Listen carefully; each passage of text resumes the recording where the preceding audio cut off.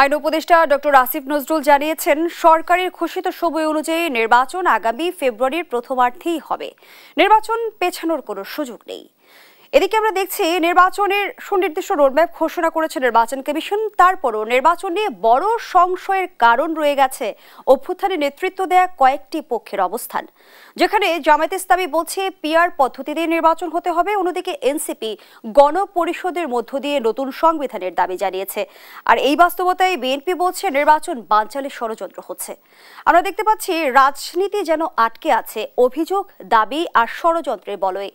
এই মুহূর্তে বাস্তবতায় রাজনীতির সমীকরণটা আসলে কেমন, সেই সমীকরণটা আজ আমরা বুঝতে চাই। দর্শক, আমি ফারনাজ জুই, সবাইকে আমন্ত্রণ জানিয়ে শুরু করছি দেশ টেলিভিশনের নিয়মিত আয়োজন দেশ সন্ধ্যা। আজকের আলোচনা এগিয়ে নিতে স্টুডিওতে আছেন দুজন সম্মানিত অতিথি। চলুন একে একে পরিচিত হই। আছেন মোস্তফা কামাল, উপবার্তা প্রধান, বাংলা ভিশন। সে সঙ্গে আরও আছেন হাবিবুর রহমান হাবিব, বিএনপি চেয়ারপারসনের উপদেষ্টা। দুজনকে আমন্ত্রণ জানাচ্ছি আজকের আলোচনায়। হাবিবুর রহমান হাবিব, আপনাকে দিয়ে আলোচনাটা শুরু করি। যেমনটি বলছিলাম যে নির্বাচন নিয়ে বড় সংশয়ের কারণ অভ্যুত্থানে নেতৃত্ব দেওয়া কয়েকটি পক্ষের অবস্থান। আমরা দেখছি জামায়াত যেমনটি বলছে পিআর পদ্ধতিতে নির্বাচন হতে হবে, এনসিপি অন্য অবস্থানে রয়েছে গণপরিষদ নির্বাচনের মধ্য দিয়ে নতুন সংবিধানের বিষয়ে। কিন্তু আমার প্রশ্ন হচ্ছে, এই দাবির প্রেক্ষিতে নির্বাচন যদি পেছায় তাহলে বিএনপির পদক্ষেপ কি হবে? আপনাকে ধন্যবাদ। আপনার মাধ্যমে দেশ টিভির দর্শক শ্রোতাদেরকে আমরা সচেতন ছিলাম, সহ-আলোচক মোস্তফা কামালকে শুভেচ্ছা। নির্বাচন না হলে বিএনপির কি হবে তার চেয়ে বড় ব্যাপার, যারা নির্বাচন পেয়েছে তাদের কি হবে, তা এখন ফেব্রুয়ারিতে নির্বাচন না হলে এই সরকার তো থাকবে না, কোনোভাবেই থাকবে না। কারণ সেনাবাহিনী আর এই মাঠে মাঠে পুলিশই কাজ আর করবে না, তারা যার কোনো শেষ নাই। কতদিন, কত বছর এইভাবে তারা মাঠে মাঠে পাহারা দিবে? সমাধানটাকে একবার তার এক এক সময় এক এক জিনিস নিয়ে আসছে। কখন বলছে যে প্রশাসনের সমস্ত লোকজন, এসপি, ডিসি সব আওয়ামী লীগ, সচিব সব আওয়ামী লীগ। তো আওয়ামী লীগ তো ছিলই। নতুন করে ডিসি বানানো যাবে, এসপি বানানো যাবে, সচিব বানানো যাবে, কত বছর লাগবে?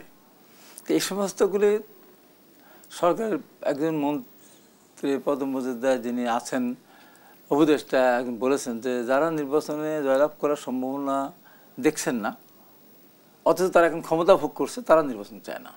খুব বাস্তব কথা। এখন জামাত ইসলাম যে ক্ষমতা ভোগ করছে, 80% ক্ষমতা ভোগ করছে তারা।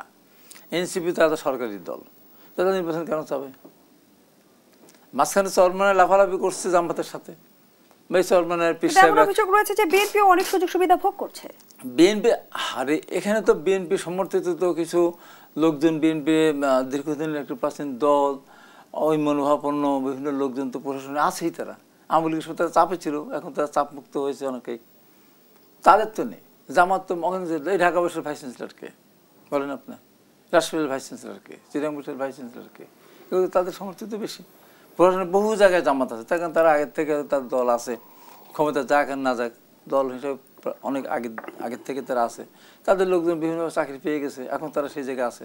এখন আমি সদা চেষ্টা করি যে জামাতের যিনি একজন ডিসি আছেন, এসপি আছেন, সমর্থিত, জামাত সমর্থিত, আমি তাকে বাদ দিতে পারবো? পাবনা থেকে দিয়ে আমি নাটোর দিলাম, নাটোর থেকে নৌকা দিলাম, এর বাইরে তো কিছু করার নেই। তাদেরকে বাদ দিয়ে দেওয়া যাবে না? বাদ দিয়ে দেওয়া যাবে না। বাদ দিয়ে যাবে না আর একটা কারণ, তারা তো বিগত সরকারের সময় তো তারা সরকারের সুবিধাভোগী ছিল না। বিএনপি জামাতের যারা ছিল সরকারের প্রশাসনের বিভিন্ন পর্যায়ে, তারা চাপের মধ্যে ছিল, তারা অনেকে আপনার প্রমোশন বঞ্চিত ছিল। এখন তাদেরকে আমরা সরিয়ে দেবেন কোথায়? আর যারা নতুন দল, যারা তাদের তো এখন পর্যন্ত তাদের সংগঠন এখনও দাঁড়িয়ে যায়নি বা তারা নির্বাচন করেনি। নির্বাচন করার পর সেই দলের যারা সমর্থক, তাদের মধ্যে থেকে এসপি হবে, ডিসি হবে, তারপরে তাদের লোক হবে। তার আগ পর্যন্ত তাদের লোক হওয়ার কোনো সুযোগ নেই। তো এখন যেটা বলছে জামাত, যেটা বলছে পিআর ছাড়া নির্বাচন হবে না। পিআর কি আমাদের সংবিধানে আছে, এবং এনসিপি বলছে যে গণপরিষদ নির্বাচন ছাড়া সংবিধান, নতুন সংবিধান তৈরি করা ছাড়া। কিন্তু কোথায় ছিল এটা? এসব দাবি কোথায় ছিল? এই পিআরের দাবি কি ছিল? আমরা যখন আন্দোলন করলো, তারা যখন বিশ্ববিদ্যালয় আন্দোলন করতো, তখন এসব দাবি ছিল? সেখানে কি ছিল যে পিআর পদ্ধতিতে নির্বাচন হতে হবে? এই যে মাঝখানে অনেকগুলো বিষয় নিয়ে আলোচনা, সেখানে তো পিআরের কথা আসে নাই। হঠাৎ করে চরমনে পীর বলে ফেললো পিআর ছাড়া নির্বাচন হবে না। জামাত এই সুর মিলালো, তার সাথে দু একজন সুর মিলেছে। আন্দোলনকারী দলগুলোর ভিতরে সবাইকে মিলিয়েছে না, অধিকাংশ দল আছে যারা প্রগতির পক্ষে, যারা স্বাধীনতার পক্ষে, তারা কিন্তু জানে যে আমরা বেশি আসন পাবো না, বা আমরা আসন খুব আমাদের ভোটের সঙ্গে খুবই কম। তারপর যেহেতু তারা স্বাধীনতার পক্ষের শক্তি, যেহেতু তার প্রকৃতির পক্ষের শক্তি, সেহেতু তারা বাংলাদেশে একটা রাজনৈতিক সরকার চায়, নির্বাচিত সরকার চায়। সেই কারণে জেনে শুনে বিষ করা পান করার মতো তারা জানছে যে যারা তাদের পক্ষে যাবে না, তাও তারা নির্বাচন চাচ্ছে, দেশকে একটা গণতান্ত্রিক জামায়াত নেতা মিয়া গোলাম পরওয়ার যেমনটি বলেছে, পিআর পদ্ধতিতে নির্বাচন হলে যোগ্য মানুষেরা সংসদে যেতে পারবে, সাজানো নির্বাচনে দেশপ্রেমিক রাজনৈতিক দল অংশ নেবে না। সাধারণ নির্বাচন কোথা থেকে? এখানে কোন দল ক্ষমতা আছে? সাধারণ নির্বাচন কেন হবে? সাধারণ নির্বাচন বলা হবে কেন? এটা কি জামাতের নায়েবে আমিরও কিন্তু এমন অভিযোগ করেছেন যে দেশে একটি নীল নকশার নির্বাচন হতে যাচ্ছে কিনা। না, উনি যখন ধরেন এর আগে যখন উনি নির্বাচনের কথা বললেন যে ফেব্রুয়ারির মধ্যে নির্বাচন হতে হবে, রোজার মধ্যে আগে নির্বাচন হতে হবে, তখন উনি বলেছেন পিআর পদ্ধতি নির্বাচন হবে। উনি তারপর যখন বললেন যে এপ্রিল নির্বাচন, তখন কি বলেছেন পিআর পদ্ধতি নির্বাচন হবে? বা এই যে বিভিন্ন আলোচনা ঐক্যমত্য কমিশনে বা বিভিন্ন পয়েন্ট নিয়ে যে কয়েকশো দফা নিজে আলোচনা, সেখানে কি কোথাও ছিল পিআর পদ্ধতির কথা? ছিল বলেন তো? ছিল না। উদ্ভট, তাদের মূল কথা হলো ক্ষমতা ভোগ করছে, অতএব এখন নির্বাচন দরকার নেই। তারা তো পাল্টা আপনাদের বিরুদ্ধে অভিযোগ করছে। জামায়াতের নায়েবে আমির যেমনটি বলেছে, আগে একটি গ্রুপ চাঁদাবাজি করতে, এখন আরেকটি নতুন গ্রুপ চাঁদাবাজি করছে, সরকার সেই চাঁদাবাজদের শাস্তি দিতে পারছে না, এই সরকার নির্বাচন আয়োজন কিভাবে করবে? চাঁদাবাজদের সাথে বড় চাঁদাবাজ তারা 6টা ব্যাংক দখল করে নিয়েছে, এসে বড় চাঁদাবাজের কথা বলে। আপনার বিএনপি ছেলেরা আগে ধরেন টেম্পো স্ট্যান্ডে তারা সিরিয়াল দিত, বাস স্ট্যান্ডে সিরিয়াল দিত। আমরা যখন ক্ষমতা এসেছিল তখন তারা হাবিব, এই বিষয়গুলো কি আপনাদের চোখের সামনে ঘটেনি? আপনারা আগে অভিযোগগুলো কেন করেননি? আমি স্বীকার করতেছি তো যে টেম্পোর সিরিয়াল দেওয়ার জন্য 10 টাকা করে নেয়, বাসের সিরিয়াল দেওয়ার জন্য 20 টাকা করে নেয়। আগে ছিল ওখানে কিছু লোক কাজ করে, ওই সারাদিন পর তারা 500, 400, 500 টাকা তারা পায়। এ করে 100 বছর লাগবে যে পরিমাণ টাকা জামাত 6টা ব্যাংক থেকে লুট করেছে। ইসলামী ব্যাংকে জামাতের ব্যাংক, হ্যাঁ, এখানে ইসলাম দখল করেছিল, কিন্তু এই ব্যাংকে তো শেয়ার করে, সৌদি আরব শেয়ার ছিল না, বিভিন্ন দেশের শেয়ার ছিল না, জামাতেরকে শেয়ার ছিল, এখানে একা শেয়ার ছিল, তাদের ব্যাংক এক চিরও দখল করেছে। এবং তাদের এই ব্যাংকগুলিতে একটা লোকও বাইরের লোক চাকরি করে না। জামাত শিবির ছাড়া একটা দেখাতে পারেন? ইসলামী ব্যাংক বলেন। আপনার অভিযোগ যদি সত্য হয়ে থাকে সেটা কবে করেছে? এই যে আন্দোলনের পরপর 7-8 তারিখের মধ্যে, তাহলে 5 তারিখে সরকার পরিবর্তন হলো, 6-7 তারিখে তারা বলে কাউকে জিজ্ঞাসা করে নাই, কোর্টেও স্বর্ণপন্ন হয়নি, কাউকে জিজ্ঞাসা করেন, সব গিয়ে তারা বসে পড়েছে, সব ব্যাংকগুলো তারা বসে পড়েছে। এটা কি তাদের বসার কোনো অধিকার ছিল এইভাবে? হ্যাঁ, তারা যদি বলে আমাদের ব্যাংক, তোমার তাদের ব্যাংক না, আমরা বলতে পারি আমাদের অনেক জায়গা জমি, খাস জমি যে আমরা চাষ করতাম, করা লাগিয়েছিলাম, হয়তো মাছ চাষ করেছিলাম, আওয়ামী লীগ কেড়ে নিয়েছিল দীর্ঘ 15.5 বছর, আমাদের ভিড়তেই দেয় না। এমনকি আমাদের নিজস্ব জমি জামাত ইসলাম বাংলাদেশ বলতে পারবে এই দীর্ঘ 15.5 বছর তাদের কোনো জমি আওয়ামী লীগ দখল করেছে? না, করেনি। কিন্তু আমাদের রাজনৈতিক দলের অপকর্ম কিংবা অনিয়ম বিএনপি কেন সহ্য করলো? কেন? কোনটা? আওয়ামী লীগ যখন ক্ষমতায় ছিল তখন তারা তো অন্যায় করেছে। আমরা বাড়ি থাকতে পারতাম, আমাদের অনেক নেতা বাড়ি থাকতে পারতাম না, অনেকে পারতো না। মিরপুরে যারা কমিটির নেতা জিজ্ঞাসা করলে থাকে রামপুরা, রামপুরের জিজ্ঞাসা করলে বলতে আমরা থাকে হলো মতিঝিলে, মতিঝিল জিজ্ঞাসা করলে আমরা থাকে হলো গাজী কি যাত্রাবাড়ি, আমাদের থাকতে পারেনি। জামাতের কোনো নেতা বাড়ি ছাড়া হয়েছে? জামাতে যে এখন কিছু অবাস্তব কিছু কথা বলে, কি বলে? অহংকার করে বলে, কি বলে? বালুর ট্রাক যারা সরাতে পারে নাই তারা এখন বড় বড় কথা বলে। আমি যদি প্রশ্ন করি, সারা বাংলাদেশে একটু একটা তালা লাগাই দিয়েছিল যে আমাদের সমস্ত জেলায় এই মগবাজার থেকে কই একটা তালা ভাঙতে পেরেছে? সাহস হয়েছে একটা তালা ভাঙার? বলেন তো। তাদের যে ধরে ফাঁসি দিল যুদ্ধ অপরাধের দায়, একটা হরতাল করতে পেরেছে? পারেনি। এত বড় কথা কিসের? তারা তো আন্দোলনের শক্তি না, তারা বাংলাদেশ স্বাধীনতার পক্ষেও তারা না, তারা এখন সবাই স্মৃতিশক্তি। কিন্তু আপনাদের দীর্ঘদিনের মিত্র ছিল জামায়াত। ওই যে এখন ধর গ্রামের ভিতরে যদি কোনো হিংস্র প্রাণী ঢোকে, জন্তু ঢোকে, বাঘ ভাল্লুক সিংহ যাই হোক না গেল, তো ওই গ্রামের কে শত্রু, কে মিত্র, কে হিন্দু, কে মুসলমান, কে খ্রিস্টান, কে বৌদ্ধ, কে বিএনপি, কে আওয়ামী লীগ, কেউ চিন্তা করবে না। সবাই মিলে হিংস্র জন্তুটাকে এলাকা ছাড়া করার চেষ্টা করবে। আওয়ামী লীগ বিগত 15.5 বছর এবং আগেও এই ধরনের অত্যাচার নির্যাতন করার জন্য সব দল মিলে ওই সরকারের পতনের জন্য সেখানে এসে, যেমন এখন বিএনপি জামাত থাকে না, আওয়ামী লীগ থাকে না, সব একত্রে অবদ্ধ হয়ে যায়, সেই সময় বিরোধী দল ঐক্যবদ্ধ হয়েছিল। আওয়ামী লীগের সাথে জামাত যায়নি, আওয়ামী লীগ জামাতে সবার সাথে যায়, জাতীয় পার্টির পিঠে ওঠে। আওয়ামী লীগের রাজনৈতিক দলগুলো নিজেদের স্বার্থের সমীকরণে নিজেদের স্বার্থে না, তারা গিয়ে ওই যে বললাম এখন বন্য জন্তু, এখন আপনি বিএনপি আমি আওয়ামী লীগ, তাই বলে কি আমি ওখানে বসে থাকবো? ওই জন্তু আপনিও যাবেন আমিও যাবেন, ও জামাত সে যাবে না? তো ঠিক একটা যখন অশুভ শক্তি যখন ক্ষমতা থাকে তখন তার বিরুদ্ধে সবাই এক কাতারে চলে আসবে। কার দোষ কতখানি কম বেশি সেটা অত হিসাব তখন থাকে না, সেইভাবে ছিল। আওয়ামী লীগের সাথে ধরেন আপনার 1994 সালে একসাথে যে জামাতি করে না, যে জামাত 2 জন সংরক্ষিত আসন নিয়েছিল, 2টা মহিলা তারা নিয়েছিল, তারা আওয়ামী লীগের সাথে চলে গেল সংসদ পতক করে। এবং 91 সালের নির্বাচনে যেখানে বিএনপি একটা দুর্বল জামাত শক্তিশালী ছিল সেখানে ছাড় দিয়েছিল, যেখানে বিএনপি জামাত সেখানে তাদের ছাড় দিয়েছিল। তারপর 2টি আসনে সরকার গঠন করলো, তারপর সেই বিএনপিকে ছেড়ে তারা চলে গেল আন্দোলন করতে গিয়ে। কি হলো পরিণতি? কি 3 আসন পেয়েছিল। বিএনপি কত পেয়েছিল? 116টা, আর কাছাকাছি ভোট ছিল। তা নাহলে তো হাবিবুর রহমান হাবিব, আমরা দেখছি যে পিআর এর দাবি নিয়ে জামায়াত অনড় অবস্থানে রয়েছে, এনসিপিও তাদের নিজেদের দাবি নিয়ে অনড় অবস্থানে রয়েছে। এই বাস্তবতায় জাতীয় পার্টি নিষিদ্ধ হলে নির্বাচনের সমীকরণটা পাল্টে যাবে কিনা প্রশ্নটি আপনার কাছে রেখে যাচ্ছি। ফিরছি পরবর্তী অংশে। ধন্যবাদ জানাচ্ছি হাবিবুর রহমান হাবিব। মোস্তফা কামাল গত রোববার প্রধান উপদেষ্টা 3টি রাজনৈতিক দলের সাথে বৈঠক করে নির্বাচনের প্রতিশ্রুতি পুনর্ব্যক্ত করেছেন। আমরা ইতিমধ্যে দেখেছি নির্বাচনের রোডম্যাপ ঘোষণা করেছে নির্বাচন কমিশন। তারপরও সংশয়ের জায়গাটা কেন কাটছে না? ধন্যবাদ আপনাকে। আপনার প্রতি আমার বা আমার প্রতি আপনার যখন অবিশ্বাস থাকবে, অনাস্থা থাকবে, তখন সংশয় এখানে নিত্যসঙ্গী হবে। আন্দোলনকারী দলগুলোর মধ্যে আগের আস্থাটা এই মুহূর্তে নেই। আবার হয়তো আগামীকাল ওই আস্থাটা আবার চলে আসতে পারে, এটা আমরা বিভিন্ন পরিস্থিতির কারণে দেখছি। সর্বশেষ উদাহরণ যদি দেই, নূরের উপর হামলা করার পর কিন্তু আবার রাজনৈতিক দলগুলোর মধ্যে একটা কাছাকাছি অবস্থান।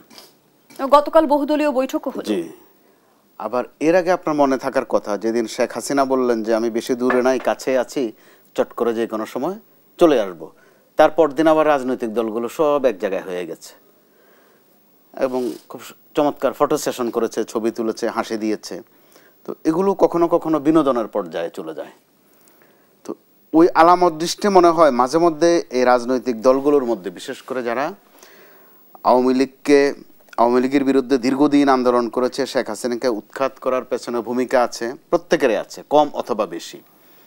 তো তাদের ঐক্য ধরে রাখার দায়িত্ব মনে হয় মাঝে মধ্যে শেখ হাসিনার।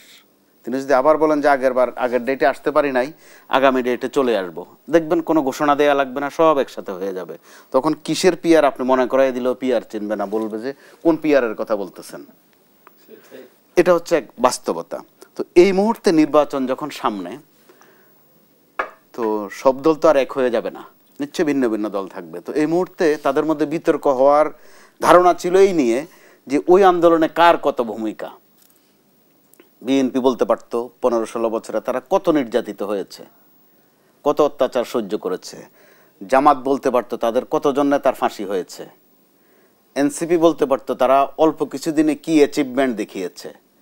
ওগুলো কিন্তু মানুষ উপভোগ করত এবং অবশ্যই ওই অবদানের যখন জানান দিত কেউ, অবদানের জানান দিতে গেলে আমাদের গণমাধ্যম কর্মীদের কিছু তথ্য জানা হতো। কিন্তু গত কয়েকদিন আপনি দেখেন এক দল আরেক দলের বিরুদ্ধে যেই ভাষায় কথা বলছে, বিশেষ করে ছাত্র সংগঠনগুলো আবার খেয়াল করেন, ডাকসু সহ বিভিন্ন নির্বাচনে এক পক্ষ আরেক পক্ষের বিরুদ্ধে কী সব তথ্য দিচ্ছে, অভিযোগ করতে গিয়ে এমন এমন তথ্য দিচ্ছে যে আমাদের কিন্তু ভয় পেতে হয় সামনের দিনগুলোর জন্য। কে কতদিন শিবির ছিল, কতদিন ছাত্রলীগের মধ্যে ছিল, কে কতদিন ছাত্র দলের মধ্যে লুকায়িত ছিল। এই যে গুপ্ত রাজনীতির তথ্য আমরা এখন পাচ্ছি, এখনো তো আমাদের কাছে হয়তো কিছুদিন পরে তথ্য আসবে যে এই সময়টায় আওয়ামী লীগের কে কে বিএনপির কাছারিঘরে না গোয়ালঘরে নাকি ড্রয়িং রুমে লুকিয়ে আছে, অথবা বিএনপি কাকে কাকে আশ্রয় দিচ্ছে, প্রশ্রয় দিচ্ছে। জাতীয় পার্টি এখন কেন বিএনপিকে অভিভাবক সাজাতে চায়, কেন রেট তৈরি করতে চায়? তারা বলছে যে বিএনপির উচিত তাদেরকে রক্ষা করা, অর্থাৎ ওই যে আমাদের ফেসবুকে যেটা বলি আমরা ফ্রেন্ড রিকোয়েস্ট পাঠানোর মতো রিকোয়েস্ট পাঠাচ্ছে, কবুল করার দায়িত্ব না দায়িত্ব বিএনপির। তো আমরা যেটা খেয়াল করছি, জাতীয় পার্টিকে নিষিদ্ধ করার প্রশ্নে এই বিষয়টা আবার নতুন করে একটা বাজারে একটা, বিশেষ করে রাজনীতির যারা সচেতন কর্মী বিভিন্ন দল, তাদের মধ্যে একটা বিশ্লেষণের খোরাক জুগিয়েছে। এবং গণ অধিকার পরিষদের সভাপতি নুরুল হক নূরকে হত্যার উদ্দেশ্যে আঘাত করা হয়েছে বলে মন্তব্য করেছেন বিএনপি মহাসচিব মির্জা ফখরুল ইসলাম আলমগীর। আমার সেটি প্রশ্ন যে আইন শৃঙ্খলা বাহিনী আবার কেন হত্যার উদ্দেশ্যে আঘাত করবে, নেপথ্যে আসলে কি কারণ থাকতে পারে? প্রশ্নটি আপনার কাছে রেখে যাচ্ছি। বিরতির সময় হয়েছে, বিরতি নিয়ে ফিরছি। দর্শক, দেশ সন্ধানের পর্যায়ে বিরতি নিচ্ছি, সাথেই থাকুন। আবারও আমন্ত্রণ, দেখছেন দেশ টেলিভিশনের নিয়মিত আয়োজন দেশ সন্ধ্যা। আমরা আবারও ফিরছি আলোচনায়। মোস্তফা কামাল, যে প্রশ্নটি রেখে বিরতিতে গিয়েছিলাম, গণ অধিকার পরিষদের সভাপতি নুরুল হক নূরকে হত্যার উদ্দেশ্যে আঘাত করা হয়েছে। ঢাকা মেডিকেল কলেজ হাসপাতালে নূরকে দেখতে গিয়ে মন্তব্য করেন বিএনপি মহাসচিব। আমার প্রশ্ন, হত্যার উদ্দেশ্যে আঘাত করার নেপথ্যে কি কারণ থাকতে পারে? জি, তো সেক্ষেত্রে বিএনপি মহাসচিব একটা অভিযোগ করেছেন মূলত। তো আপনার শিরোনামের মধ্যে জবাবটাও আছে যে অভিযোগও একটা কৌশল, অভিযোগ খণ্ডন করা একটা কৌশল। তো কিন্তু এই ধরনের বিষয়ে যেখানে জীবন মৃত্যুর একটা সন্ধিক্ষণ, যেখানে আমাদের শিক্ষা ব্যবস্থা সম্পৃক্ত, খেয়াল করুন ডাকসু সহ সারা দেশে কি হচ্ছে, চিটাগংয়ে কি হচ্ছে, রাজশাহীতে কি হচ্ছে। তো এই ধরনের বিষয়ে শুধু অভিযোগ উত্থাপন করে আরেকটা পর্বে চলে যাওয়া, সেটা কিন্তু কাঙ্ক্ষিত নয়। আমরা একটা আশার মধ্যে ছিলাম যে ফেব্রুয়ারিতে নির্বাচন, এর আগ পর্যন্ত বলা ছিল মধ্য ফেব্রুয়ারিতে, এখন কিন্তু সুনির্দিষ্ট করে বলা হচ্ছে ফেব্রুয়ারিতে রোজার আগে, অর্থাৎ প্রথমার্ধে। একেবারে পরিষ্কার মেসেজটা। তো এই সময়ে সবাই যার যার ভোট খোঁজাখুঁজির একটা বিষয় থাকতে পারত, কিন্তু আমরা খেয়াল করে দেখলাম ভোটের দিকে কিন্তু কেউ নাই। অভিযোগ যেগুলো হচ্ছে পরস্পরের বিরুদ্ধে, এগুলোও কিন্তু ভোট কেন্দ্রিক না। তার উপর ছাত্র সংসদ নির্বাচনগুলো নিয়ে আমাদের একটা আশাবাদ তৈরি হয়েছিল যে ওখানে অন্তত একটা রিহার্সাল হতে পারত, ড্রাই রান যেটারে আমরা বলি। ওখানেও দেখা যাচ্ছে যে ডাকসু নির্বাচন হবে কি হবে না এই নিয়ে এরই মধ্যে বাঙ্গালকে হাইকোর্ট দেখানোর মতো অবস্থা। চট্টগ্রাম বিশ্ববিদ্যালয়ে যা ঘটছে ওই ফুটেজগুলোতে কিন্তু বেশিক্ষণ তাকানো যায় না, বড় নির্দয় নির্মম। রাজশাহীর পরিস্থিতিও ভালো না, ঢাকার পাশে জাহাঙ্গীরনগরের অবস্থাও বেশি একটা ভালো তথ্য পাচ্ছি না। খুলনা বিশ্ববিদ্যালয়, ময়মনসিংহ বিশ্ববিদ্যালয়, কৃষি বিশ্ববিদ্যালয়, ওখানকে নির্বাচন নয় অন্য বিষয়ে ওখানেও কিন্তু এক ধরনের উত্তেজনাকর অবস্থা যাচ্ছে। তো এটা আমাদেরকে কিন্তু ভালো বার্তা দিচ্ছে না। ঠিক এই মুহূর্তেই আবার দুদিন আগে প্রধান উপদেষ্টা বলেছেন নির্বাচনের বিকল্প ভাবনা হবে বিপজ্জনক। নির্বাচনের বিকল্প আসলে কি হতে পারে? আমাদেরকে তো আরেকটা বিপদে ফেলা হয়েছে, শুধু বিপদে না উদ্বেগও ফেলা হয়েছে যে কেউ যদি ভেবে থাকে তো এই কেউটাকে এখানে যদি কি নির্বাচনের বিকল্প তো আমরা কিছু জানি না। বরং বিগত আমলে অর্থাৎ 15-16 বছরের আওয়ামী লীগের শাসনের আমলে হাবিব ভাইয়ের বোধে মনে থাকার কথা, কেউ নানান প্রস্তাব দেয়া শুরু করেছিলেন যে নির্বাচনের নামে এত খরচ করা দরকার কি, যেহেতু শেখ হাসিনাই আছেন কেউ তো আর পাশ করবে না, উনিই থাক। এটা ছিল একটা ন্যারেটিভ। আর একটা ছিল যে না, এত গণতন্ত্র এত নির্বাচনের চেয়ে উন্নয়নটা বেশি জরুরি। এগুলো ছিল নির্বাচনের এক বিকল্প দুষ্ট ভাবনা। তো ওগুলোর পরিণতিতে গোটা দেশ বিপজ্জনক অবস্থায় পড়েছে। আর যাকে কেন্দ্র করে এই বিপদ ডেকে আনা হয়েছে তারও কিন্তু নির্দয় নির্মম নিষ্ঠুর পতন হয়েছে। তো এগুলো ভালো না। এখনো যদি কারা এগুলো ভাবতে পারেন, নিশ্চয়ই প্রধান উপদেষ্টা না জেনে না বুঝে বলেননি, তার কাছে তথ্য আছে। এর মধ্যে আবার সেনাপ্রধান প্রধান উপদেষ্টাকে আশ্বস্ত করেছেন যে কোনো গুজবে যেন কান না দেন এবং তিনি তার সাথে আছেন, আবার মনে করিয়ে দিয়েছেন। এগুলো কিন্তু আমাদের জন্য আশাবাদ যেমন জাগাচ্ছে, পাশাপাশি উদ্বেগও তৈরি করছে, প্রশ্ন তৈরি হচ্ছে। এবং রাজনীতির সদর অন্তরে আমরা আবার অনেক গুঞ্জনও দেখছি, আবার গুজবও আছে। এই গুজবের মধ্য দিয়েই কিন্তু আমরা বিগত আমলের কথা যদি খেয়াল করি, শেষ দিকের 1-1.5 মাস প্রতিদিনে কোনো না কোনো একটা গুজব ছিল। সত্য মিথ্যা জানতে জানতে আমাদের অবস্থা হয়েছিল যে আরেকটা গুজব সামনে চলে আসে, অর্থাৎ একটা নিষ্পত্তিহীন থাকা অবস্থায় আমরা আরেকটায় চলে যাই। এক পর্যায়ে দেখা গেল কিন্তু একটা ঘটনা ঘটেই গেল। তো ওই ঘটনাটা কারোর জন্য দুর্ঘটনা, কারোর জন্য আন্দোলন, কারোর জন্য বিপ্লব, কারোর জন্য অভ্যুত্থান। তো এর মধ্য দিয়ে তো আমরা একটা জায়গায় আসতে পারতাম, এর মধ্য দিয়ে একটা বন্দোবস্তে কিন্তু আসা যেত, ওই লক্ষণও দেখা দিয়েছিল। কিন্তু খুব কষ্টের বিষয়, বিস্ময়কর বিষয়, গত 3-4 দিন ধরে আবার একটা ভিন্ন আবহাওয়া আমরা খেয়াল করছি। কে কার বিরুদ্ধে কি বলছেন, কতটুকু বলতে পারেন, এগুলো কিন্তু আমাদেরকে ভয় জাগায়। এর মধ্যে আবার ছোট্টখাট্ট কিছু সুসংবাদও আছে, ছোট্ট ছোট্ট, কিন্তু এগুলো মাত্রাগতভাবে বেশ সুসংবাদ। এনসিপির নেতৃবৃন্দ যারা বিএনপি নেতাদেরকে নাম ধাম ধরে আজে বাজে মন্তব্য করেছেন, তারা আবার বিএনপির কার্যালয়ে শুভেচ্ছা বিনিময় করতে গেছেন। আবার বিএনপির একজন নেত্রী ব্যারিস্টার রুমিন ফারহানাকে নিয়ে এনসিপির আবুল হাসনাত আবদুল্লাহ যেটা বলেছেন, সেটারও আমরা দেখলাম যে ফুল মিষ্টি বিনিময় হয়েছে। তো এগুলো আমাদেরকে একটু একটু আশা জাগায়। কিন্তু এটা যদি এরকম হয়ে থাকে যে গত আন্দোলনের মতো কাকের বাসায় কুকিল, কুকিলের বাসায় কাক, শিবিরের ভিতরে ছাত্রলীগ, ছাত্রলীগের ভিতরে শিবির, অথবা হাসি দিলেন, এই হাসিটা ফেক, একুরেট হাসি না, সুন্দর ব্যবহার করলেন, আদাব দিলেন, সালাম দিলাম, কিন্তু ভিতরে অন্য কিছু, সেটা হলে কিন্তু ভোটের সমীকরণ চলছে। ভোটের আমরা কিন্তু নমুনা দেখছি না। ভোটের সমীকরণ এখানে খুব জরুরি না, কিন্তু যে কেউ বোঝে ভোটের রাজনীতিতে বাংলাদেশে বিএনপি নাম্বার 1। তাহলে আপনি এখন দ্বিতীয়কে তৃতীয়কে ওটা নির্ণয় করা বড় কঠিন, কারণ স্কেলের মাপটা অনেক উপরে। আবার নির্বাচন হয় সাধারণত, আমরা কি জন্য নির্বাচনটা করা হয়? ক্ষমতার জন্য। তো ক্ষমতা কে যাবে এটাও কিন্তু পরিষ্কার। তাহলে বিরোধী দলে কে বসবে? মনে হচ্ছে যে নির্বাচন এবার করা লাগবে যে বিরোধী দল নির্ণয় করার জন্য। তো যারা আবার নির্বাচনের বিরোধিতা করছেন তাদেরও তো ওই যে আপনার শিরোনামে যেটা বললেন কৌশল, এটাও তো কৌশলেরই অংশ। তারা তো তাদের নিশ্চিত পরাজয় জানেন এবং তাদের কি পজিশন, তাদের ভোটের রাজনীতিতে তাদের কি অবস্থান মাঠে, এটা তারা অন্যদের চেয়ে আরো ভালো জানেন। বিএনপির চেয়ে জামাত নেতারা ভালো করে জানেন সারা দেশে তাদের কি অবস্থা, এনসিপিও ভালো করে জানে তাদের ভোটের রাজনীতিতে কি পরিস্থিতি। সেই ক্ষেত্রে তারা একটা প্রেশার তৈরি করছে, তাদের জায়গায় তারা সফল।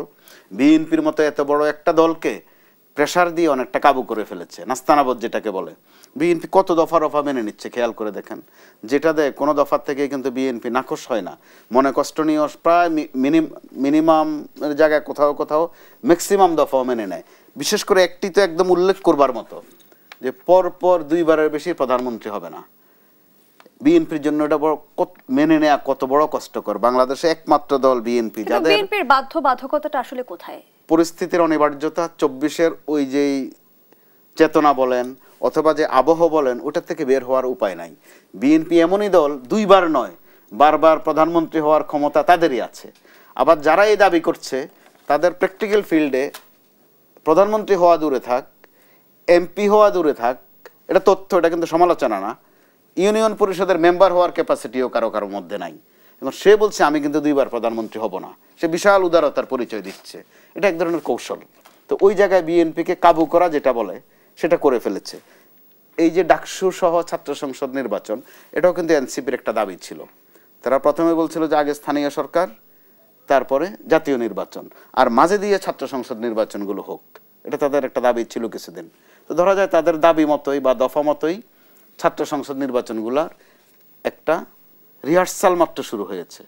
এর মধ্যে আমাদের কাছে যে তথ্য বা যেসব আলামত, যে নমুনা আমরা দেখছি, এই নির্বাচনগুলো না হওয়ার সমূহ আশঙ্কা দেখা দিয়েছে। তো ডাকসু সহ ছাত্র সংসদ নির্বাচনগুলো যদি না হয়, এটার যে নির্বাচন জাতীয় নির্বাচন পর্যন্ত গিয়ে পড়ে কিনা আমাদেরকে কিন্তু উদ্বিগ্ন করে তুলছে। মানুষের মধ্যে এ নিয়ে কিন্তু উদ্বেগ আছে।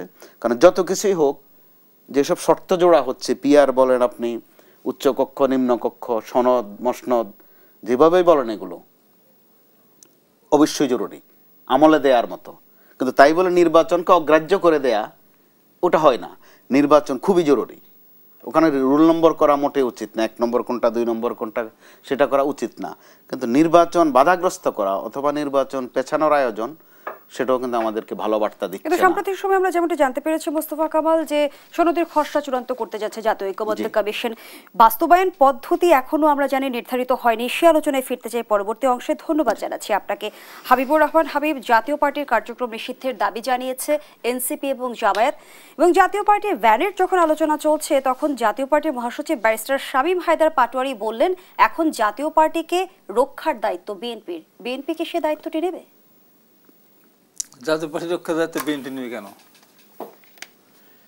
বিএনপিকে ক্ষমতাচ্যুত করেই তো জেনারেল এরশাদ জাতীয় পার্টি গঠন করেছে, এবং বিএনপির লোকজন দিয়েই জাতীয় পার্টি গঠন হয়েছে ধরতে গেলে, কিছু আওয়ামী লীগ আর ম্যাক্সিমাম বিএনপি।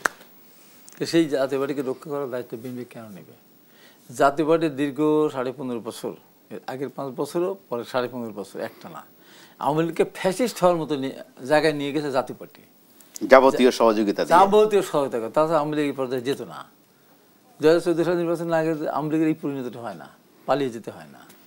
তো এই জন্য জাতীয় পার্টিকে রক্ষা করার দায়িত্ব বিএনপির নেওয়ার প্রশ্নই ওঠে না। এখন আমার যেটা বক্তব্য, আওয়ামী লীগ যে দেশের দুষ্ট, তার সে 2 গুণ দেশের দুষ্ট জাতীয় পার্টি। তার প্রথমে একবার ক্ষমতা দখল করেছে জোরকে, সংসদ ভেঙে দিয়ে, একটা অপরাধ। নিষিদ্ধের যে আলোচনা চলছে সে বিষয়ে বিএনপির অভিমত কি? এবং তারপর আমার কথা হলো যে জাতীয়ভাবে এটা আমার অভিমতের তো ব্যাপার না, সরকার সিদ্ধান্ত নিলেই পারে। আমরা তো সরকারের, আমরা যদি বলি জাতীয় পার্টি নিষিদ্ধ করো নিষিদ্ধ করো, সরকার না করে, আমাদের করো করো না করে, আমরা না করো না করো, তার সরকার আমাদের করে কিছু। আওয়ামী লীগ নিষিদ্ধের আলোচনা যখন এসেছিল তখন আমরা বিএনপির কৌশলগত অবস্থান নিয়েছি। এবারও কি বিএনপি কৌশলগত অবস্থানে যাবে? আমরা তো একটা দায়িত্বশীল দল। এখন যারা লাফাচ্ছে তারা এখন দায়িত্বে ছিল, কোনদিন ছিল? বা দায়িত্ব পাওয়ার মতো কোনো কর্ম তাদের আছে? জামাতের কথা বলেন তো, ওরা জীবনে এই বাংলাদেশের কি অবদান? মানে আপনারা চাইছেন সরকার নিষিদ্ধ করুক বা কোনো সিদ্ধান্ত নিক, আপনারা দায়িত্ব নিতে চাইছেন না? আমাদের কথা পরিষ্কার, তারা এই যে বলছে এই জামাতকে দেশে মানুষকে ভোট চাইতে পারে, ভোট চার কোনো দিকে আছে? আমরা বললাম ওই যে যদি বন্য কোনো হিংস্র জন্তু জানোয়ার ঢোকে তাহলে তাকে বিতাড়িত করা সবারই যেমন কর্তব্য দায়িত্ব, সেরকম একটা অবস্থা আমরা করেছিলাম। কিন্তু তাই মানে কি তার সমস্ত কর্ম আমি মনে করতে কর্ম আছে বলবো? আমি কোনো আন্দোলনে কোনো সংগ্রামে তাদের কোনো কর্ম আছে? আছে নাই। এবং তারা যেটা বলে দেখেন কত মারাত্মক দীর্ঘদিনের মিত্রতার সম্পর্কে আপনারা এই বিষয়গুলো ভুলে গিয়েছিলেন। দীর্ঘদিনের মিত্রতার ব্যাপারে নির্বাচনের সময় একটা তাদের সাথে আদর্শগত আমাদের মিল নেই। আমাদের সাথে তাদের আদর্শগত মিল আছে না। জামাত বিএনপি একটা সরকার গঠন আন্দোলন সবকিছু তো হয়েছে, আন্দোলন হয়েছে, সরকার গঠন হয়েছে। জামাতের আদর্শ তো আমাদের এক না। জামাত স্বাধীনতা এখনো তারা বিশ্বাস করে না, তারা সবার স্মৃতিতে যায় না, আমরা যাই। জামাত শহীদ মিনারে যায় না, আমরা যাই। তা আমাদের সাথে জামাত বলে যে কথায় কথা বলে যে এইবার মানুষ একটা সুযোগ এসেছে, বেহেশতে যাওয়ার একটা সুযোগ আসছে, জামাত ইসলামে দাঁড়িপাল্লা ভোট দিলে বেহেশতে যাওয়া যাবে, এটা একটা রাজনৈতিক দল হতে পারে। এবং জামাতের যে প্রতিষ্ঠাতা আবুল আলম মওদুদী সাহেব, ওনার 9টা ছেলে, একটা ছেলেও মাটিতে পড়ে না। এবার একটা ছেলে জামাত করে না, উনি বলেই গেছেন তোমরা জামাত করো না। নিজামী সাহেবের ছেলেরা একটা কি মাদ্রাসা পড়ে বলেন তো? আবুল কালাম আজমের ছেলেরা একটা কি মাদ্রাসা পড়ে? জামাতের বড় বড় নেতা দেখেন তো যে তাদের ছেলে মাদ্রাসা পড়ে কিনা? একটাও পড়ে না। অথচ তারা ইসলামের কথা বলছে, এই ইসলাম বেস্টের টিকিট বিক্রি করে হচ্ছে। এই যে তারা প্রতারণা করে জনগণের সাথে, এই যে বিএনপির মতো দলের সাথে থেকে তারা এই পর্যায়ে তাই বিএনপি সমর্থন করে। কত বড় অধ্যত্বপূর্ণ আচরণ যে ডাকসুর যেটা ভিভিজের যারা, তারা ছাত্রলীগের নেতা, যারা ছাত্রলীগ নিষিদ্ধ হতে হয়, ছাত্রলীগ যদি এই এলাকায় বিষয় থাকতে না পারে তোরা থাকবে কেন? ওরা থাকবে কেন? ওদের তো এতে থাকা উচিত, হয়তো পালিয়ে থাকা উচিত, জেলে থাকা উচিত। ওরা ছাত্রলীগ করতো তো। ওরা ছাত্রলীগের সময় আরামে থেকেছে, মায়ের কোলে, মায়ের হাতের রান্নাকে মায়ের কোলে ঘুমিয়েছে, বাবার কাছে কাঁধে চলে ঘুরেছে, তারা এখন শিবিরের নেতা হয়ে গেছে। এ কত বড় একটা মুনাফিকি। আর আমার ছাত্র দলের ছেলেরা দিনের পর দিন বিশ্বের ক্যাম্পাস যেতে পারে নাই, পরীক্ষা দিতে পারে নাই, পরীক্ষা হলতে বেরোর পর পিঠে হাত ভেঙে দিয়েছে, শত শত প্রমাণ আছে। অনেকের লেখাপড়া তেমনই তাদের অসমাপ্ত করে চলে যেতে হয়েছে। আজকে সেই ছাত্র দল সম্বন্ধে কথা বলেই কি বলে শিবিরের ভিপি প্রার্থী ফ্যাসিস্ট খুনি জিয়া, বলেন তো আপনি? চাঁদাবাজ খুনি তারেক রহমান, ইতিমের টাকা আত্মসাৎ করে বেগম খালেদা জিয়া বলতে পারে? এই বলার পর ওদের জামাতের যার নেতা তাদের কি করা হচ্ছিল? ওদেরকে ওর ভিভিবাদ বাড়তে সাথে সাথে বলতে তোর ভিভি ইলেকশন দরকার নেই। বিএনপির নেতাদের সম্বন্ধে এই ধরনের কথা বলার পরে তারপরে সে ছাত্র শিবির করবে, ছাত্র শিবির পক্ষ থেকে সে ভিভি ইলেকশন করবে। আমাদের দল কতখানি সহনশীল দেখেন। আমাদের দলের চেয়ারম্যানের উপদেষ্টা ফজলুর রহমান, সে কিছু কয়েকটা কথা বলেছিল, তার জন্য দল আপনার তাকে 3 মাসের জন্য তার সমস্ত পদ পদবি স্থগিত করেছে। আমাদের শামসুজ্জামান দুদু ভাই, আমাদের বরকতুল ভুলু, তারা কিছু কথা বলেছিল, আমাদের আরো 2-1 নেতা তাদেরকে সতর্ক করেছে। আর তারা এত বড় কথা বলছে, তাদের ব্যাপারে কি সিদ্ধান্ত জামাত নিল বলেন তো আপনি? এই যে যারা এবং তারা যেটা বলে, তারা মুখে সেটা যেটা বলে সেটা তারা করে না। তাদের ধরেন সবসময় তারা পরাজিত হয়েছে। তারা পাকিস্তানের স্বাধীনতা বিরোধিতা করেছে, এখন তারা 47কে সামনে নিয়ে আসে। তারা 71 বিরোধিতা করেছে। তারা যতবারই যত সিদ্ধান্ত, তারা আওয়ামী লীগের সাথে নির্বাচন গেছে 86-এ, যখন এদের মানুষ চায়নি। আবার এই 94-এ গিয়ে আওয়ামী লীগের সাথে হয়ে আবার বিএনপির বিরুদ্ধে তারা আন্দোলন করেছে। আপনার 82 থেকে 90 পর্যন্ত জামাতে একজন নেতা আহত হয়নি, একজন নেতা মারা যায়নি, একজন নেতা জেলে যায়নি। বিকাল একটা একটা মিছিল বের করে। বর্তমান সময়ে যেটি বলা হচ্ছে যে জাতীয় পার্টির কাঁধে ভর করে পতিত স্বৈরাচার ফিরে আসার বা পুনর্বাসনের এক ধরনের ষড়যন্ত্র হচ্ছে। জাতীয় পার্টিকে ব্যান করা হলো, পতিত স্বৈরাচার যে অন্যদের কাঁধে ভর করবে না তার নিশ্চয়তা কি? প্রশ্নটি থাকছে আপনার কাছে। আমি বিরতির পরে বিস্তারিত উত্তরটি নিতে চাই। দর্শক, দেশ সন্ধ্যা রিপোর্টে আবারও বিরতিতে যাচ্ছি, সাথেই থাকুন। আবারও আমন্ত্রণ, দেখছেন দেশ টেলিভিশনের নিয়মিত আয়োজন দেশ সন্ধ্যা। রাজনীতি, অভিযোগ ও কৌশল, এই শিরোনামে চলছে আজকের আলোচনা। আমরা আবারও ফিরছি আলোচনায়। হাবিবুর রহমান হাবিব, যে প্রশ্নটি রেখে বিরতিতে গিয়েছিলাম, বিএনপি মহাসচিব সম্প্রতি অভিযোগ করেছে ভারতের মাটিতে বসে পতিত স্বৈরাচার নির্বাচন বানচালের ষড়যন্ত্র ষড়যন্ত্র করছে। এবং আরো একটি অভিযোগ রাজনৈতিক অঙ্গনে শোনা যাচ্ছে, জাতীয় পার্টির কাঁধে ভর হয়ে ফিরে আসতে চাইছে পতিত স্বৈরাচার। কিন্তু জাতীয় পার্টিকে যদি ব্যান করা হয়, অন্যদের কাঁধে চড়ে যে আবার ফিরে আসার চেষ্টা করবে না, তার নিশ্চয়তা কি? আমি তো জাতীয় পার্টির কথা বলবো না, শুধু বিগত আওয়ামী লীগ সরকারকে টিকে রাখার জন্য 14 দলে যারাই ছিল, 14 দল সহ জাতীয় পার্টির 2 অংশকেই অন্তত নির্বাচনের থেকে বিরত রাখার জন্য আমি বলবো। কারণ হলো যারা ভোট করতে দেয়নি মানুষকে, তারা ভোট করতে দেয়নি, তারা ভোট করবে কেন? আর ষড়যন্ত্র ভারতের মাটিতে বসে যা করছে বিগত সরকার প্রধান, তার চেয়ে বেশি ষড়যন্ত্র হচ্ছে জামাত চরমনায়। কিভাবে? এই যে পেয়ার ছাড়া নির্বাচন হতে দেবো না, এগুলো কি ষড়যন্ত্রের অংশ হিসেবে দেখছেন? ষড়যন্ত্র। তাদের শক্তি এত বেশি যে পেয়ার ছাড়া তার নির্বাচন হতে দেবে না। তো এটা বড় ষড়যন্ত্র, এটা তো আওয়ামী লীগের যে তার চেয়ে বড় ষড়যন্ত্র এটা। এবং যেটা আমি বলতেছিলাম যে এই দেশে কোনো অবদান নেই তাদের। আপনার ওই 9 বছরের আন্দোলনে একজনকে ইয়ে হল না। এই যে বিগত 15.5 বছরে আমরা কত লোক আমাদের জীবন দিল, ইলিয়াস আলী, আমাদের গুম হলো, চৌধুরী আলম, হুমায়ুন ভাই থেকে শত শত মানুষ আমাদের হারিয়ে গেছে। জামাতের ওই কয়েকজন ছাড়া, ওই কয়েকজন আয়না ঘরে ছিল, আর ওই বুদ্ধ অপরাধের দায় বিচারের সময় যে কয়েকজন, তাছাড়া তো কই। এই যে গ্যাস দাম বৃদ্ধি, বিদ্যুতের দাম বৃদ্ধি, তেলের দাম বৃদ্ধি, লোডশেডিং এর প্রতিবাদ, আমরা মিছিল করে কত মানুষ আমরা জীবন দিয়েছি। এইভাবে আমার বড় বড় সমাবেশ করেছে এই যে বিভিন্ন ডিস্ট্রিক্ট শহর, বিভাগের শহর, তারা কি করেছে? তারা কিছুই করে না, তাদের কোনো লোকজন ওইভাবে কেউ দিতে। এই যে পরে বৈষম্য বিরোধী আন্দোলনে গিয়ে তাদের হতাহত হয়েছে, ছাত্র শিবির সহ আমাদের কিছু হতাহত হয়েছে। সেখানে তো সেগুলো আমাদের অনেক বেশি হয়েছে, তাদের লোকজন খুব কম বুঝতে লেগেছে। আমাদের তো এই আন্দোলনে 500 লোক আমাদের গ্রেপ্তার হয়েছে, আমাদের কয়েক হাজার আমাদের বিএনপি পরিবারের সদস্য তারা আহত হয়েছে, এখন তারা হাসপাতালে আছে, এখন সব ট্রিটমেন্ট হতে পারে। শেষ হয়নি। সেদিন একটা অন্ধ আমাদের সামনে এসে বক্তৃতা করলো। এই যে অবস্থা, এখন জামাতের সবচেয়ে বড় কি দেখেন, তারা 300 আসনে কিন্তু তারা মনোনয়ন দিয়েছে, সব জায়গায় তাদের বিলবোর্ড টানানো আছে। কিন্তু তো এই 300 আসনে মনোনয়ন দেওয়ার আগে হিসাব করে পিয়ার সালামের মনোনয়ন দিয়ে কি করে, তাহলে কেমন কন্ট্রাডিক্টরি কথা না? আমি 300 আসনে মনোনয়ন দিয়ে দিলাম, তাহলে তো তারা প্রস্তুতি নিচ্ছে, তারপরে তারা ষড়যন্ত্র কেন করবে? সবার আগে তারা প্রস্তুতি নিয়ে আসছে, তারপরে এখন তারা আবার পেয়ার ছাড়া হবে না। একবার তারা এক কথা বলে। এবং দেখেন তাদের এই যে শিবিরের মধ্যে ছাত্র দল ঢুকে থাকা, ছাত্র দলের মধ্যে শিবির ঢুকে যে কথাটা বলছেন, এটা তাদের পথে খাটে। তার ছাত্রদল ঢুকেছিল, আরামাটি ছিল। ছাত্রদল যখন তার লেখাপড়া জীবন শেষ করেছে, সব শেষ করতে পারে, তারা সেখানে আরামে লেখাপড়া করেছে। এখন তার বড় বড় কথা বলে। হ্যাঁ, বিএনপির ভিতরে ঢুকেছিল ডক্টর ফয়জুল হক, মালয়েশিয়া থাকতো, কি কথা বলতো না বিএনপির পক্ষে। এখন হঠাৎ করে তোবা পড়ি এখন জামাত হয়ে গেছে। বলছে যে আমি এই কারণে নাকি যে আমি বিএনপি ছেড়ে জামাতে যোগ দিলাম। ও তো ছিলই জামাত, তো এখন নতুন কিছু যোগ দেওয়ার কিছু আছে। এই যে তাদের যে কথাবার্তাগুলো বলে, তাদের যেটা বলার সাজে না সেটাও বলে। তারা যেটা ভাবছে যে এই দেশের মানুষ মানে তাদের বেহেশতের টিকিট এদেশের মানুষ কিনবে না। এই যে টিকিট দিয়ে ওই যে দেখি না আমরা যে ফলস টিকিট দেখে বিমানে চলা যায়, এক জায়গা থেকে নিয়ে করতে হলে আসল জায়গা থেকে টিকিটটা কাটতে হবে। তো তারা যে নকল বেহেশতের টিকিট দিয়ে বেড়াচ্ছে সারা দেশে, মসজিদে এই বললাম না, তৌবা পড়া উচিত। যে জামাতে ভোট না দিলে বা দাঁড়িপাল্লায় ভোট না দিলে, আল্লাহর প্রতীকে ভোট না দিলে কেউ কারোর ইমান থাকবে না। এটা দিনের মধ্যে 7 বার তো পড়ানো উচিত, নিজের হাতে পড়বে না, এসব কথা বলতে পারে। হাবিবুর রহমান হাবিব, একদিকে আপনারা অভিযোগ করছেন নির্বাচন বানচালে ষড়যন্ত্র হচ্ছে, অন্যদিকে বিএনপি স্থায়ী কমিটির সদস্য সালাউদ্দিন আহমদ বললেন আল্লাহ ছাড়া কেউ নির্বাচন ঠেকাতে পারবে না। নির্বাচন ষড়যন্ত্র তারা তো সবসময় ফেল করেছে। বললাম স্বাধীনতা 47 পাকিস্তান ঠেকাতে পারে নাই, 71 বাংলাদেশের স্বাধীনতা ঠেকাতে পারে নাই, কোনোটাই পারে, এটাও তারা পারবে না।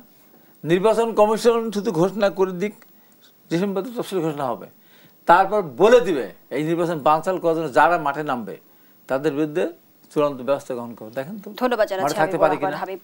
মোস্তফা কামাল, জুলাই সনদের খসড়া চলতি সপ্তাহে চূড়ান্ত করতে যাচ্ছে জাতীয় ঐক্যমত্য কমিশন, এবং জুলাই সনদের বাস্তবায়ন পদ্ধতি কি হবে তা থাকছে না সনদে। এ নিয়ে নতুন রাজনৈতিক বিতর্ক তৈরি হবে কি?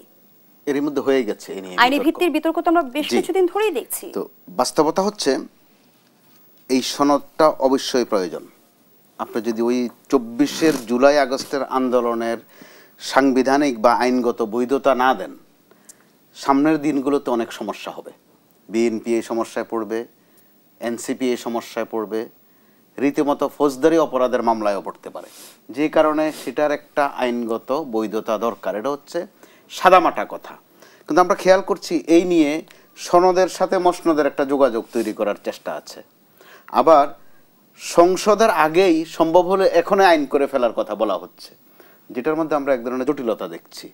এত ভারী, এত গম্ভীর একটা বিষয়কে এইভাবে হালকা করে ফেলা এবং একটা আলোচনা মোটেই আমরা কাম্য এও নয়। দেখলাম যে নির্বাচনের সাথে জুলাই সনদের প্রস্তাবগুলো নিয়ে গণভোট হতে পারে কিনা, এগুলো বাড়তি কথা। অর্থাৎ একটা ফরজ কাজে যখন আমি রওনা হলাম, পথে আমার নানা নফল কাজে আটকে দেওয়া, এটা অনেকটা ওই রকম। তো এরপরও আমি বলবো যেটা সনদের মূল্যায়ন আছে, আমলে নেওয়ার বিষয় আছে, যে পিআরের কথা বলা হচ্ছে সেটাও এখন না হোক, কখনো না কখনো হয়তো এই বিএনপিও এইসব কথা বলতে পারে। কারণ পিআর পদ্ধতিতে ভালো দিক মন্দ দিক দুটোই আছে, যে প্রতিটা ভোটের একটা মর্যাদা যেন রক্ষা হয়। কিন্তু এগুলো নিয়ে গো ধরে বসা, যদি কিন্তু তবে যোগ করে যে তৈলে নির্বাচনে যাব না, তবে পিআর আনতে হবে, এই যে তবে যদি কিছু দিয়ে একটা জটিল অবস্থা তৈরি করা, এতে করে মনে হয় একদিকে তারা জামাত ইসলামের কথাটা বিশেষভাবে আসে, একদিকে তারা নির্বাচন নিয়ে গত কয়েকদিন যে ধরনের কথা বলছে তার সাথে আবার মাস 2-3 আগের তাদের তৎপরতা মেলে না। একদম 300 আসনে তারা কিন্তু নির্বাচনী প্রস্তুতি চালাচ্ছে, প্রার্থীও ঘোষণা করে দিয়েছে, দুইটা সাংঘর্ষিক। আবার গত 2-3 দিন আবার যেই নেচারে কথা বলছে জামাত অথবা এনসিপি, আমরা হয়তো আরো 2-1 দিন অপেক্ষা করব যে কথার কোনো পরিবর্তন হয় কিনা। তারা যদি একটা সময় গিয়ে বলে যে আমরা এই নির্বাচনে যাব না, এর মধ্যে তারা কিন্তু বলা শুরু করেছে যে লেভেল প্লেইং ফিল্ড নাই। আবার আপনি খেয়াল নীল নকশা নির্বাচন হচ্ছে কিনা এমন প্রশ্ন তুলেছেন তারা। নির্বাচন অবশ্যই একটা নকশার বিষয়, একটা লাল নীল যে কালারেরই হোক। আমরা তো তার একটা শব্দ হতে ব্যবহার করে রোড ম্যাপ, বাংলা দাঁড় করে দাঁড়ায় যে সড়ক নকশা, নকশার একটা বিষয় থাকে। কিন্তু আমরা মানসিকতার দিকটা দেখেন, শিক্ষাঙ্গনের রাজনীতিতে জামাত অথবা শিবির বা আরো এনসিবির যে আগ্রহ, আমাদের জাতীয় নির্বাচন অর্থাৎ সংসদ নির্বাচন নিয়ে তাদের ওই আগ্রহটা নেই। আবার বিএনপির মধ্যে সংসদ নির্বাচন নিয়ে যত আগ্রহ, ছাত্র সংসদ নিয়ে কিন্তু তত আগ্রহ নেই। এগুলো কিন্তু আমাদেরকে ইঙ্গিত দিচ্ছে তাহলে স্বার্থের সমীকরণ, যার যার সুবিধা মতো। এই সুবিধাটার নামে সমীকরণ।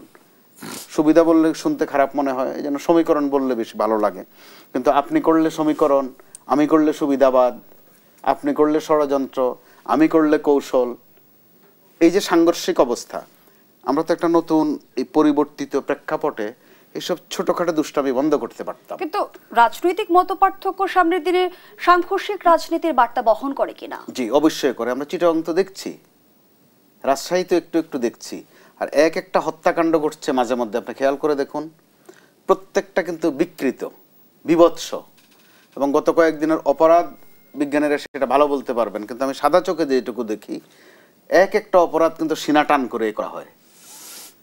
ওই পুরান ঢাকায় আপনি পাথর দিয়ে শেষে হত্যা করা হোক, আর সাভারে কুপিয়ে হত্যা করা হোক, হত্যাকারী কিন্তু খুব সিনা টান করে হাঁটে। অ্যারেস্ট হওয়ার পরও সে কিন্তু ছবি তোলার জন্য একটা পোজ দেয়।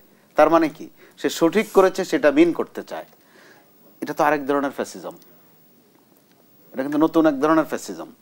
তো এরকম একটা অবস্থায় নির্বাচন নিয়ে যেসব কথাবার্তা আসবে নির্বাচনের কথা, আসবে নির্বাচনটা আরো কত সুষ্ঠু করা যায়, আরো কি প্রক্রিয়া বের করা যায়, আমরা দেখছি ওই বিষয়ে কোনো আলোচনা কিন্তু নেই। বরং আলোচনা হচ্ছে কে কাকে ঘায়েল করবে, আর গত কয়েকদিন শুরু হয়েছে কলঙ্কিত করা। এগুলো তো নোট থাকে, এখনকার বিষয় হচ্ছে ফুটেজও থাকে। যুগটা বদলে গেছে, বাচ্চা বাচ্চা ছেলেরাও কিন্তু কথার রেকর্ড রাখে, ফুটেজ রাখে। তো এতে করে রাজনীতিবিদরা আছে একটা মন্ত্র তাদের, যে রাজনীতিতে শেষ কথা বলতে কিছু নাই। এবং নির্বাচনের পথ মসৃণ করার দায়িত্ব নিশ্চয় সব রাজনৈতিক দলের উপরেই বর্তায়। শুধু নির্বাচন কমিশনের একক দায়িত্ব নয়। ধন্যবাদ জানাচ্ছি হাবিবুর রহমান। আমরা আমাদের আয়োজনের একেবারে শেষ পর্যায়ে, দর্শক শেষ করছি দেশবন্ধুর আজকের আয়োজন। ধন্যবাদ এতক্ষণ আমাদের সাথে থাকার জন্য।